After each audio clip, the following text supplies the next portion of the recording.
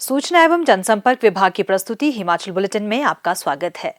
पेश है आज के समाचार। शिमला के नजदीक निर्माणाधीन मल्टी स्पेशलिटी अस्पताल चम्याना का आज मुख्यमंत्री श्री जयराम ठाकुर ने दौरा किया और अधिकारियों को इस परियोजना का कार्य आगामी वर्ष जून माह तक पूर्ण करने के निर्देश दिए। मुख्यमंत्री ने कहा कि इस सुपर स्पेशलिटी अस्पताल में कार्डियोलॉजी, न्यूरोलॉजी, नेफ्रोलॉजी, गैस्ट्रोएंट्रोलॉजी इत्यादि सभी प्रमुख विशेषज्ञ सुविधाएं उपलब्ध होंगी। उन्होंने अधिकारियों को बेहतर जल, सड़क, बिजली और अन्य बुनियादी सुविधाएं उपलब्ध करवाने के लिए विभागों के बीच उचित समन्वय सुनिश्चित करने के निर्देश दिए। उन्होंने जल शक्ति विभाग और शिमला जल प्रबंधन निगम के अधिकारियों को इस परियोजना के लिए प्रतिदिन 300 किलोलीटर पानी उपलब्ध करवाने के लिए प्रभावी योजना तैयार करने के निर्देश दिए। श्री जयराम ठाकुर ने कहा कि इस परिसर में कनिष्ठ और वरिष्ठ रेजिडेंट चिकित्सकों के लिए आवास की सुविधा और पैरामेडिकल स्टाफ के लिए छात्रावास की सुविधा उपलब्ध होगी। उन्होंने कहा कि वर्तमान परिसर में चिकित्सकों और अन्य पैरामेडिकल स्टाफ के लिए कार्यालय भी होंगे। मुख्यमंत्री ने कहा कि द्वितीय चरण में इस सुपर स्पेशलिटी अस्पताल में तैनात अन्य कर्मचारियों को भी आवास की सुविधा उपलब्ध करवाई जाएगी। केंद्र सरकार और प्रधानमंत्री श्री नरेंद्र मोदी का शिमला और कुल्लू जिलों में सतलुज नदी पर 210 मेगावाट लुहरी चरण 1 जल विद्युत परियोजना के लिए 1810 करोड़ 56 लाख रुपए का निवेश स्वीकृत करने के लिए मुख्यमंत्री श्री जयराम ठाकुर ने आभार व्यक्त किया है। इस परियोजना से वार्षिक 758.20 मिलियन यूनिट बिजली का उत्पादन होगा। प्रधानमंत्री की अध्यक्षता में आर्थिक मामलों की मंत्रिमंडलीय कमेटी ने यह निवेश स्वीकृत किया है। मुख्यमंत्री ने कहा कि यह परियोजना बिल्ड ऑन ऑपरेट मेंटेन आधार पर भारत सरकार और राज्य सरकार की सक्रिय सहायता से सतलुज जल विद्युत निगम लिमिटेड द्वारा कार्यान्वित की जा रही है। इस परियोजना का हिमाचल प्रदेश सरकार के साथ समझौता ज्ञापन rising Himachal global investor meet के दौरान किया गया था, जिसका शुभारंभ प्रधानमंत्री श्री नरेंद्र मोदी ने 7 नवंबर 2019 को किया था। उन्होंने कहा कि केंद्र सरकार 66 करोड़ 19 लाख रुपए का अनुदान प्रदान कर इस परियोजना में सहायता कर रही है ताकि आधारभूत ढांचे को सक्रिय किया जा सके। इससे बिजली दरों को कम करने में मदद मिलेगी। श्री जयराम ठाकुर ने कहा कि लुहरी चरण 1 जल विद्युत परियोजना को लगभग 5 वर्षों में कार्यशील किया जाएगा। इस परियोजना से तैयार होने वाली बिजली से ग्रिड में स्थिरता लाने और बिजली आपूर्ति सुधार में सहायता मिलेगी।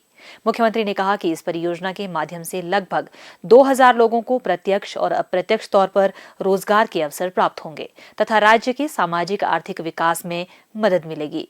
लुहरी चरण 1 जल विद्युत परियोजना से 40 वर्षों के परियोजना अवधि चक्र में हिमाचल प्रदेश को लगभग 1140 करोड़ रुपए की निःशुल्क विद्युत का लाभ मिलेगा। मुख्यमंत्री श्री जयराम ठाकुर ने आज शिमला में कहा कि प्रदेश सरकार ने हिमाचल पथ परिवहन निगम को Himachal Pradesh state disaster response कोविड-19 फंड से 5 करोड़ रुपए जारी किए हैं ताकि बसों व निगम के संस्थानों को सैनिटाइज किया जा सके। इससे आगामी त्योहारों के दौरान यात्रियों को कोविड-19 संक्रमण से बचाने में मदद मिलेगी।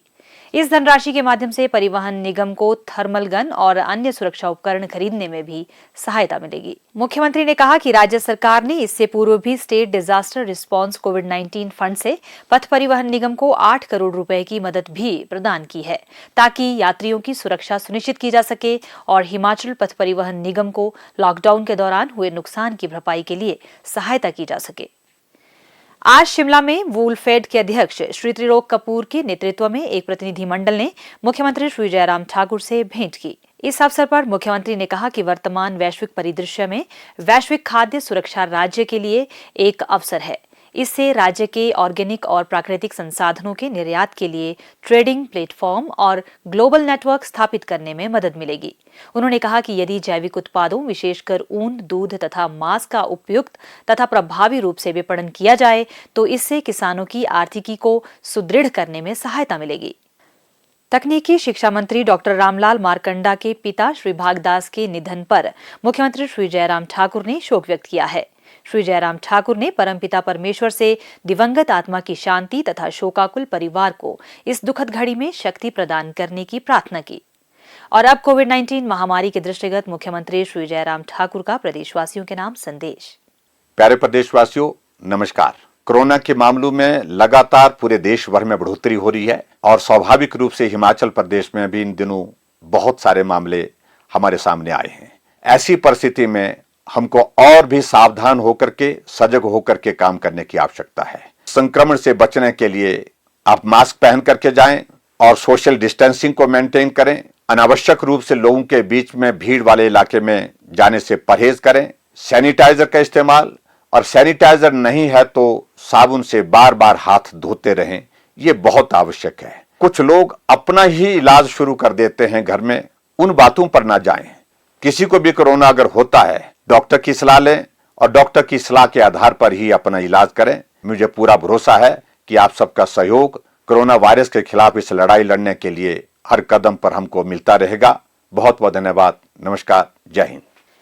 प्रदेश में कोरोना संक्रमण की जांच के लिए आज 3,681 लोगों के सैंपल लिए गए, जिनमें से 352 लोगों की रिपोर्ट नेगेटिव पाई गई है, जबकि 3,312 लोगों की रिपोर्ट आना बाकी है।